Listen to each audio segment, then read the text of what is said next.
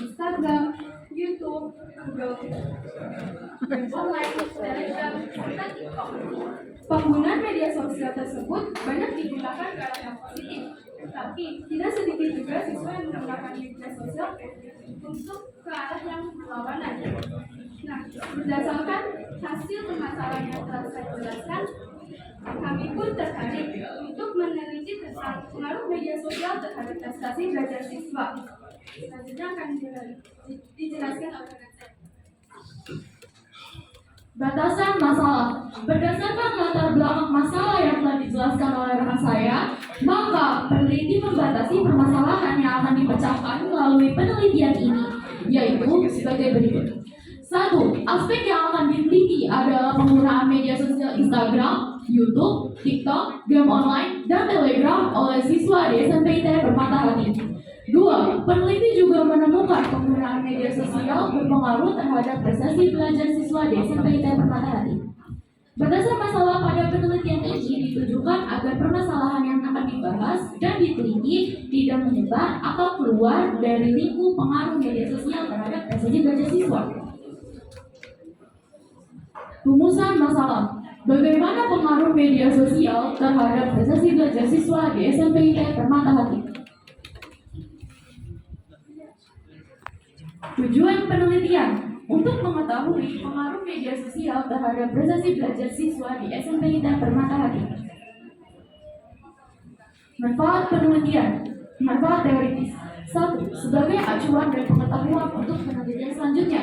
Manfaat ini kami tujukan kepada kepada peneliti.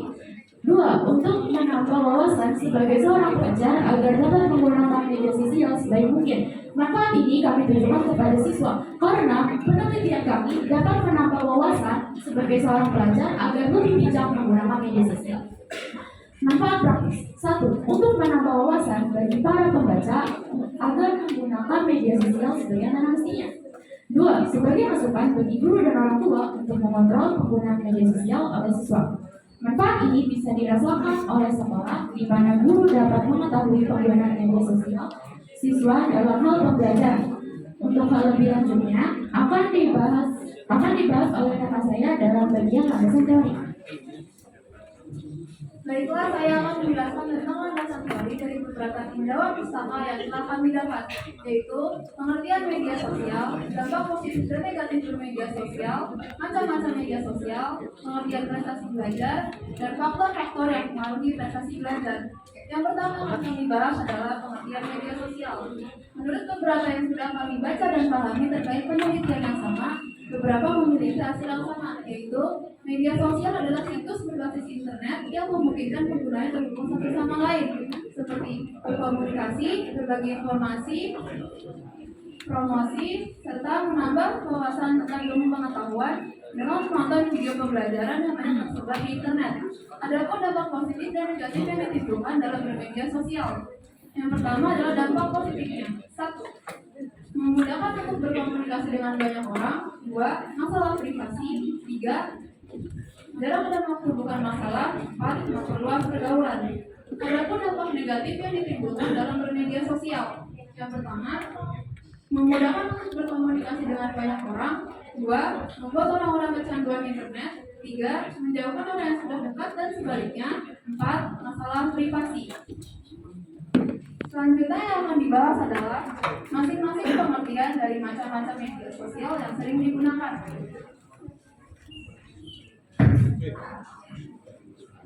Yang pertama adalah pengertian Instagram. Menurut pendapat Nurul Fahmi pada tahun 2018, Instagram adalah layanan untuk memposting foto atau video dengan berbagai filter. Instagram juga digunakan untuk kebutuhan informasi, komunikasi, promosi, serta menambah wawasan tentang ilmu pengetahuan dengan menonton video pembelajaran yang banyak tersebar. Lalu, yang kedua pengertian YouTube. Menurut pendapat Ricardo F. Nanuru, YouTube adalah sebagai sarana untuk mengupload video, konten, sebagai sarana hiburan dan menambah wawasan tentang ilmu pengetahuan bagi yang menggunakannya secara bijak. Yang ketiga adalah pengertian TikTok. Menurut pendapat Ramisa pada tahun 2020, TikTok adalah sarana yang menyediakan video pendek dengan berbagai efek unik. Pengguna dapat membuat video dan konten serta banyak fitur lainnya yang ada pada TikTok. Lalu bagian selanjutnya akan dijelaskan oleh rekan saya, Sanjani. Selanjutnya ada Gempa menurut Sri Wahyuni Adiningtyas tahun 2017, Gempa adalah sarana hiburan yang banyak digemari oleh para kalangan remaja dan para dewasa. Gempa membuat permainan kesanjuan karena memberikan reward atau penghargaan setelah menyelesaikan tantangan dari jam tersebut. Sehingga bagi remaja usia remaja tentu ini sangat mempengaruhi prestasi dan belajar mereka. Yang kelima ada Telegram. Telegram menurut Rita Dewi Santi dan Agus Supriyanto Telegram adalah sarana media komunikasi jarak jauh yang memiliki beberapa fitur dan kelebihan. Salah satu fiturnya adalah Telegram Bot. Telegram Bot memudahkan kita dalam mencari data dan membuat informasi menjadi lebih menarik. Sehingga bagi remaja usia remaja, tentu ini sangat mempengaruhi prestasi dan belajar mereka. Lalu selanjutnya ada pengertian prestasi belajar. Pengertian prestasi belajar menurut Ulysses Penguatan Hitler adalah hasil yang dicapai sebaik-baiknya menurut siswa pada waktu tertentu terhadap apa yang ia lakukan atau yang ia kerjakan. Lalu faktor-faktor prestasi belajar yang meliputi ada faktor internal dan faktor eksternal. Menurut Ahmad Syafi'i dan kawan-kawan tahun 2018, faktor internal adalah faktor yang berasal dari dalam diri sendiri yang terdiri dari faktor fisiologi dan faktor fisiologi. Faktor fisiologi terdiri dari faktor fisiologi adalah faktor yang berhubungan dengan kondisi fisik, sedangkan faktor psikologi adalah faktor yang berhubungan dengan kecerdasan, bakat, dan prestasi. Selanjutnya ada faktor eksternal. Faktor eksternal adalah faktor yang berasal dari luar diri siswa yang tidak dapat kita kendali. Faktor lingkungan, sarana mempengaruhi karakter dan siswa karena siswa ikut andil dan dirasakan. Selanjutnya faktor sosial. Faktor sosial terdiri dari lingkungan keluarga, lingkungan sekolah, dan lingkungan masyarakat. Selanjutnya akan dijelaskan oleh teman saya. Penelitian adalah penelitian yang paling teliti di antaranya. Yang pertama, penelitian dari Rizka Magini tahun 2019 pengaruh media sosial TikTok terhadap prestasi belajar peserta didik di SMP 1 Gunung Segi, Kabupaten Lampung Tengah. Penelitian ini membahas tentang seberapa besar pengaruh media sosial TikTok dan lebih menegaskan bahwa media sosial TikTok memiliki efek sosial yang unik dan menarik yang bisa digunakan oleh para penggunanya. Sama penelitian ini dengan yang akan diteliti ialah sama-sama membahas tentang pengaruh media sosial. Namun perbedaan itu dari bidang yang akan diteliti. Kedua, penelitian dari Erwin Putra Permana tahun 2018 pengaruh media sosial sebagai sumber belajar IPS terhadap prestasi belajar, kemampuan berpikir kritis dan berpikir kreatif pada siswa sekolah dasar. Fakultas Keguruan dan Ilmu Pendidikan Universitas Nusantara PGRI Kediri, penelitian ini membahas tentang pengaruh penggunaan media sosial sebagai sumber belajar IPS terhadap kemampuan berpikir kritis dan berpikir kreatif pada siswa. Penelitian ini lebih cenderung pada penelitian konvensional pada siswa, sehingga siswa kurang aktif berpikir kritis dan berpikir kreatif. Kesamaan penelitian ini dengan yang akan diteliti ialah sama-sama membahas tentang pengaruh media sosial. Kenapa berpikir dalam pembahasan ini mengacu pada salah satu faktor yang mendasar kurangnya prestasi belajar pada siswa. Siswa lebih cenderung menggunakan media sosial untuk keperluan bermain dibandingkan belajar. Walaupun banyak sumber yang menunjukkan bahwa media sosial jarang digunakan untuk belajar, pasti ada yang menggunakan media sosial untuk kepentingan belajar dengan baik. Untuk lebih jelasnya, peneliti akan membahas lebih lanjut permasalahan ini.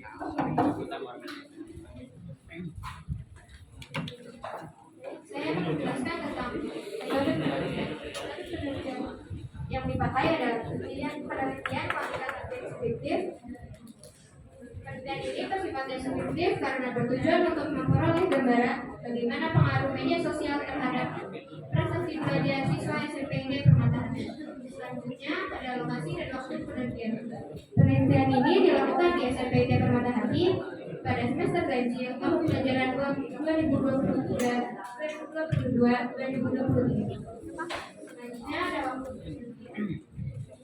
Pada bulan September September sampai dengan bulan Oktober kita melakukan pembuatan proposal KTI dari bab 1 sampai dengan bab 3. Selanjutnya bulan November sampai dengan pekan ketiga kita melakukan pembuatan instrumen angket dan wawancara.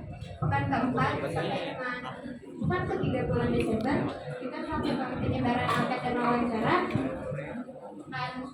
Dan bulan Desember sampai pekan keempat bulan Januari kita melakukan pembuatan proposal KTI bab 4 sampai bab 5. Selanjutnya bulan Februari kita sedang melakukan KTI yang tepatnya hari ini sedang dilakukan. Selanjutnya ada populasi dan sampel. Populasi dalam ujian ini adalah siswa SMPT Permata Hati dari kelas 7, 8, dan 9. Populasi diambil dari 3 angkatan, karena 3 angkatan tersebut yang aktif belajar di SMPT Permata Hati. Dengan jumlah populasi yang didapat adalah 139 siswa dari 8 kelas. Selanjutnya, sampel. Sampel adalah sebagian atau wakil dari populasi yang didapat. Dikatakan sampel sejumlah individu dalam hal kecil yang dilibatkan dalam penelitian mewakili populasi yang diteliti sehingga menggambarkan sikap keadaan populasi itu. Peneliti mengambil sampel 10 orang per kelas dengan jumlah sampel 40 siswa dari 8 kelas yang ada. Selanjutnya akan dibahas lebih lanjut oleh rekan saya Nadia. Baik, saya akan menjelaskan teknik pengumpulan data. Pengumpulan data dalam penelitian ini menggunakan angket dan wawancara. Menurut Sugiono, angket merupakan teknik pengumpulan data yang dilakukan dengan cara memberi pertanyaan-pertanyaan kepada responden untuk dijawabnya. Angket digunakan untuk mengetahui pengaruh media sosial terhadap prestasi belajar siswa di SMPT Permata Hati. Wawancara. Penelitian ini juga dianalisa dengan temuan wawancara dengan tujuan untuk memaknai setiap temuan lapangan. Instrumen penelitian. Penyusunan instrumen dilakukan dengan langkah-langkah berikut. Yang pertama, membuat kisi-kisi angket dengan cara A. Menentukan variabel yang akan dipilih. B. Menentukan indikator dari masing-masing variabel yang akan dipilih. C. Menentukan deskripsi dari masing-masing indikator. Yang kedua, mengonsultasikan kaitan pertanyaan dengan pembimbing. Dan yang ketiga, melakukan penyebaran angket kepada siswa di SMPT Permata Hati.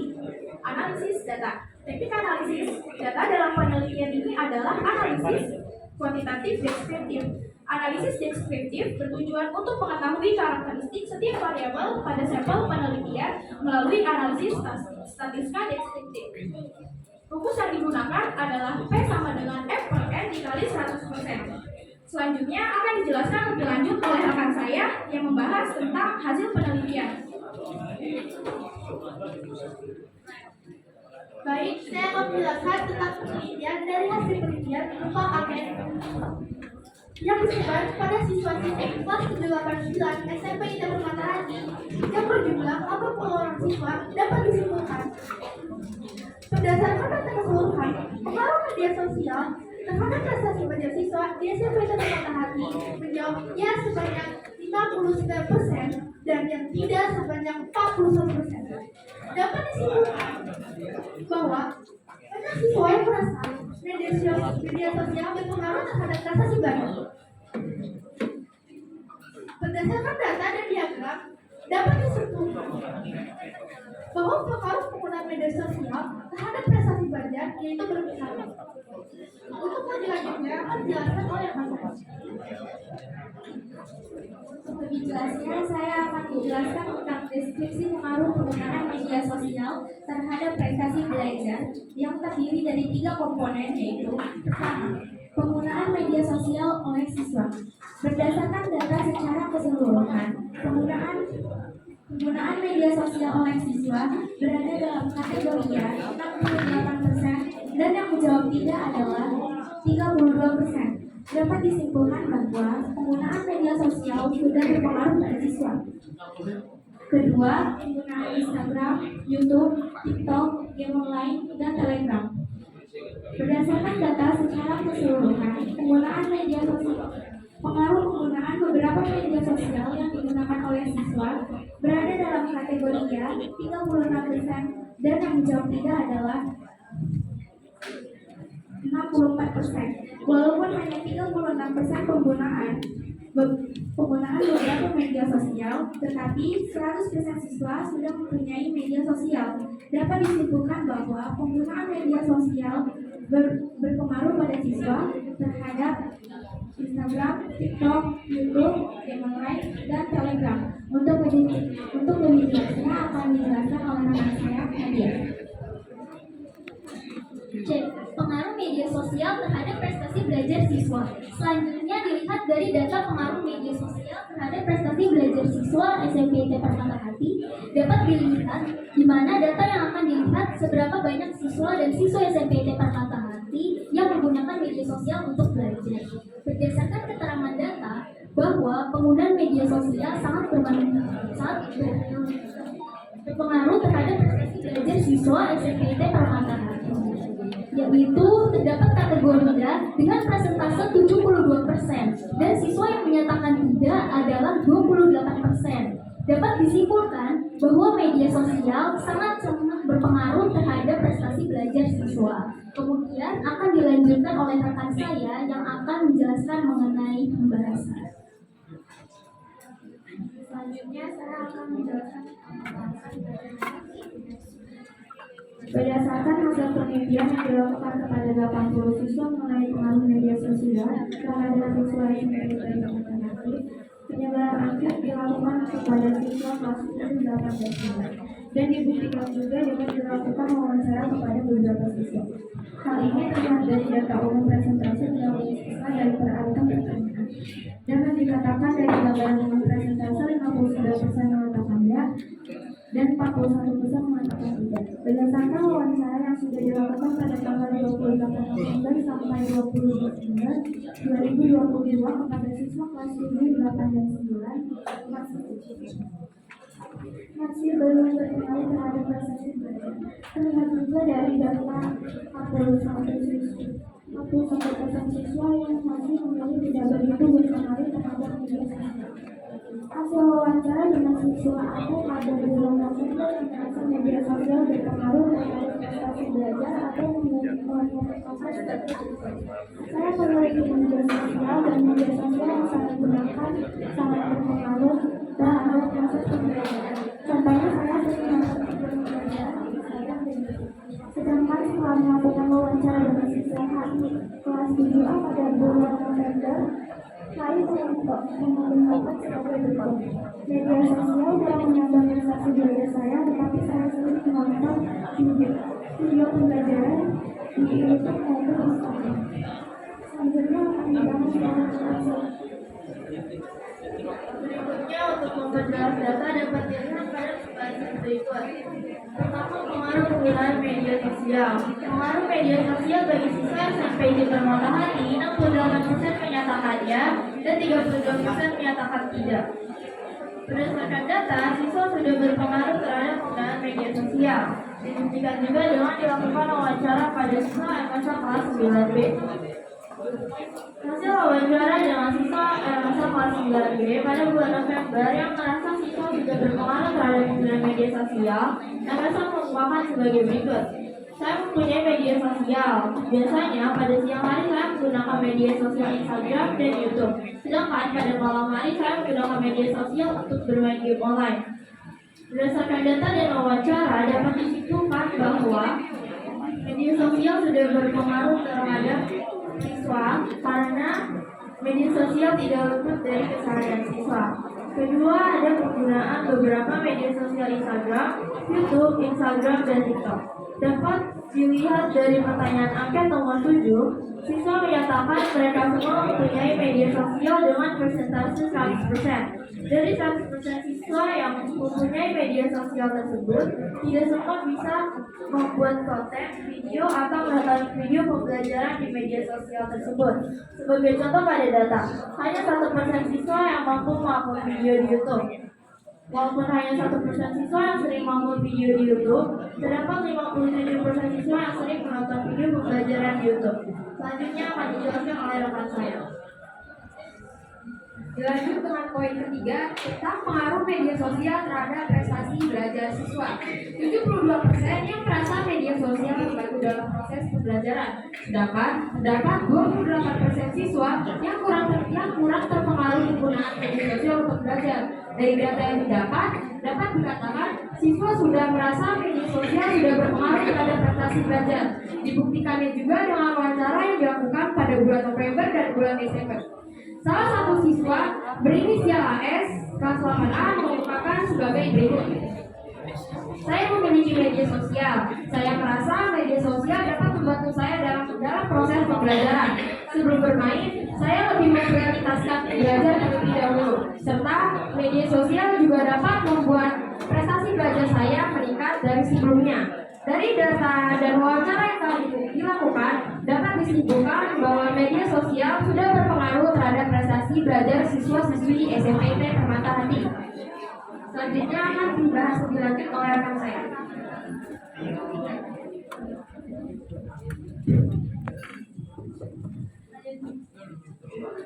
Selanjutnya saya akan membahas hasil penelitian dan pembahasan. Setelah dilihat dari keseluruhan data, siswa berada pada persentase 59% iya dan 41% tidak. Selain melakukan penyebaran angket, dilakukan juga wawancara pada subjek penelitian. Pada hasil wawancara tersebut, dinyatakan beberapa siswa merasa media sosial sudah berpengaruh pada prestasi siswa. Tetapi juga ada beberapa siswa masih belum terpengaruh dan berpengalaman dalam bermain media sosial. Dampak media sosial dalam hal prestasi belajar juga mempengaruhi prestasi keterampilan, sosial, nilai, dan sikap siswa. Siswa yang mampu mengontrol dirinya dapat mengubah dampak negatif media sosial menjadi dampak positif. Namun, siswa yang tidak dapat mengontrol dirinya dapat mengubah dampak positif menjadi dampak negatif. Dari data tersebut, terdapat 72% siswa yang terbantu dengan media sosial dalam hal pembelajaran, sedangkan 28% siswa tidak terbantu dengan media sosial. Sekian presentasi dari kelompok kami, kurang lebihnya mohon maaf. Terima kasih perhatiannya. Selanjutnya saya persilakan kepada penguji untuk bertanya kepada kelompok kami.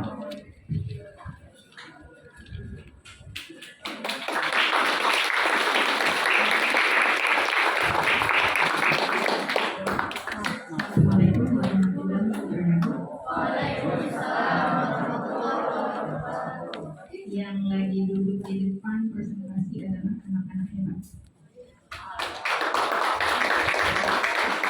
Karena mereka cukup percaya diri kan gitu ya, untuk mempresentasikan dengan jiwa semangatnya masih tinggi. Nanti kalau udah mau close tuh, sholat zuhur ya. Sholat zuhur kan? Oke. Saya nggak banyak ya pertanyaannya, cuma mungkin di pasal penelitian kali ya, ibu pendamping mungkin ya. Mungkin juga bisa dijawab. Pokoknya kan yang akan diteliti ini kan media sosial ya. Ada TikTok, ada YouTube, ada Instagram, kemudian ada Telegram, benar ya. Kemudian ada game online. Nah, yang saya mau tanyakan bagi kita sebagai siswa, game online itu bermanfaat nggak sih?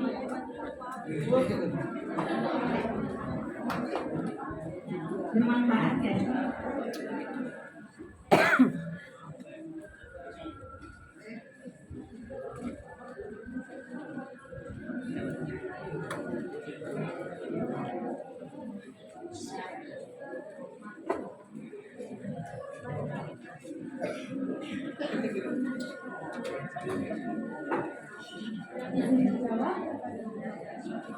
Online itu bermanfaat bagi siswa karena siswa itu butuh hiburan. Kadang internet, jadi harus berhiburan.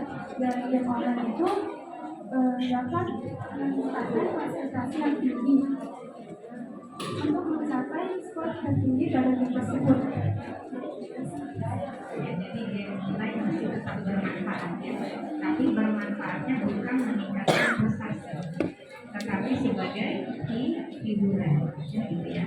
Karena prestasi itu tidak hanya diukur dengan perolehan ilmu, tetapi dengan kita memperoleh hiburan, relaksasi, itu juga bisa meningkatkan semangat belajar ya. Nah, kemudian saya ingin pindah ke bab 2 ya. Di sini saya lihat ada beberapa faktor yang mempengaruhi prestasi belajar. Salah satunya adalah faktor internal diri kita sendiri dengan faktor eksternal. Nah, kira-kira menurut anak-anak ini, misalnya kira-kira bagaimana cara Anda bisa meningkatkan kontrol pada faktor internal tadi sehingga media sosial ini bisa benar-benar Anda manfaatkan untuk meningkatkan prestasi belajar.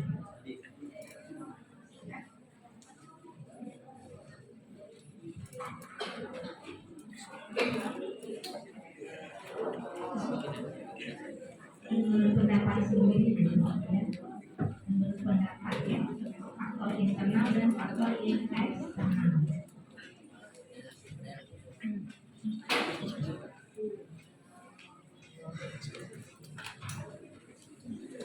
Izin menjawab kepada Ibu Dominic. Pertama, untuk meningkatkan kontrol diri siswa kita sendiri, siswa itu pertama sebelum diberi media sosial tentunya harus diedukasi terlebih dahulu kepada orang yang lebih tua seperti guru atau orang tua.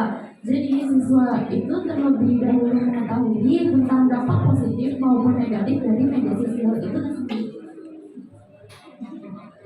Terima kasih.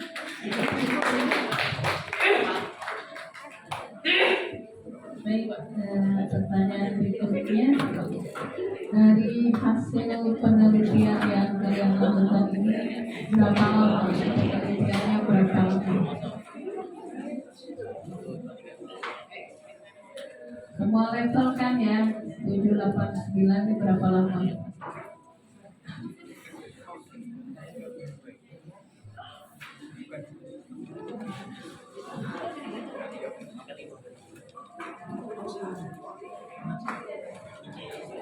Sejak kapan? Dari bulan apa sampai bulan apa?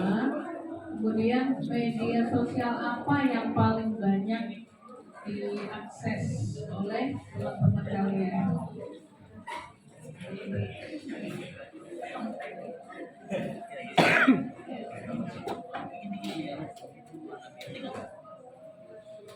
Kita melakukan penyebaran dan juga kita dan media sosial yang dipakai itu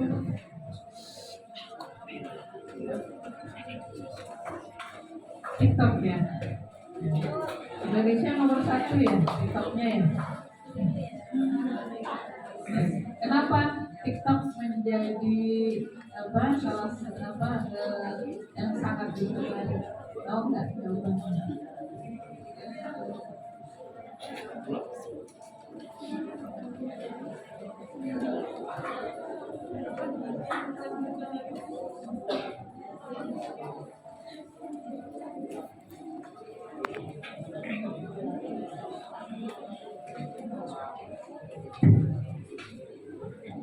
Tahu nggak jawabannya? Kenapa TikTok menjadi salah satu sosmed yang sangat digemari?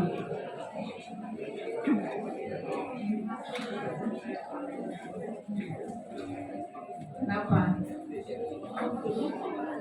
karena TikTok tidak hanya untuk hiburan saja, tetapi ini juga bisa untuk mencari uang. Ya, gitu ya. Jadi gunakan media sosial dengan lebih bijak ya. Jadi sosmed itu seperti mata pisau ya, seperti mata pisau. Kalau kalian menggunakan untuk hal-hal yang baik, insya Allah akan banyak belajar di situ ya. Banyak di TikTok itu banyak sekali pengetahuan sebetulnya yang bisa kita dapatkan ya. Misalnya jualan ya, kemudian menyampaikan konsep-konsep yang baik, misalnya desain rumah ya, desain kamar mandi ya, segala macam itu ada di TikTok ya. Jadi insya Allah sebetulnya medsos ini tergantung siapa yang menggunakan, ya.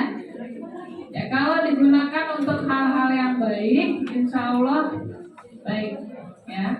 Ada kebaikan yang kita dapatkan. Ya. Yang parah kalau ternyata sosmed ini, ya, digunakan untuk hal yang tidak baik, ya. Contohnya tadi ada teman-teman kalian yang mengkaji tentang pacaran lewat sosmed, ya. Ya, atau ada juga kasus penipuan atau kasus penculikan segala macam, ya. Dan berakhir dengan pembunuhan, ya. Itu karena gara-gara sosmed, ya. Nah, untuk itu ibu berpesan, ya, karena memang sekarang adalah zaman globalisasi, ya, di mana semua informasi bisa kita akses lewat Android kita, ya, maka bijaksanalah dalam menggunakannya, ya. Jadi itu bisa membawa manfaat buat kalian dan bisa membawa kemudorotan, ya. Itu yang harus kalian ketahui, ya. Jadi insya Allah nanti kalian bisa mengkampanyekan hasil penelitian kalian, ya, bagaimana juga kita bisa lebih bijak, ya, dalam menggunakan sosmed, ya, karena itu bisa berbahaya, apalagi ada undang-undang IT, ya, dan sampai kita salah ngomong dan lain sebagainya, ya. Ya, jadi nanti boleh di sekolah, ya, dikampanyekan bagaimana kita bijak menggunakan gadget. Ya, jangan jadikan gadget ini, ya, justru menghalangi kita atau mengganggu konsentrasi belajar kita, ya. Nanti kita sendiri yang rugi, ya. Setuju? Jadi insya Allah nanti setelah kalian melakukan penelitian bahwa ternyata, ya kan, berapa persen tadi yang tidak menggunakan sosmed? 32%, ya. 36%, ya. Ya, jadi ini tidak menjadi sebuah kekurangan tentunya, ya. Tetap kita bisa mengakses informasi, ya, dari mana aja, ya, tidak hanya melalui sosmed, ya. Baik, itu kemudian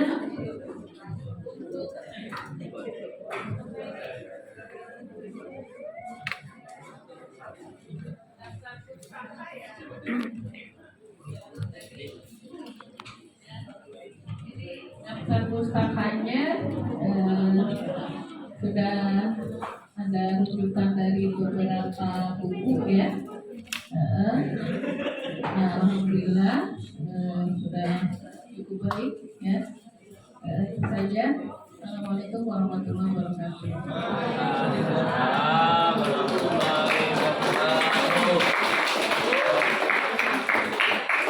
Terima kasih kepada Dewan sudah bertanya kepada kami. Sekian dan terima kasih. Kurang lebihnya mohon maaf. Wassalamualaikum warahmatullahi wabarakatuh.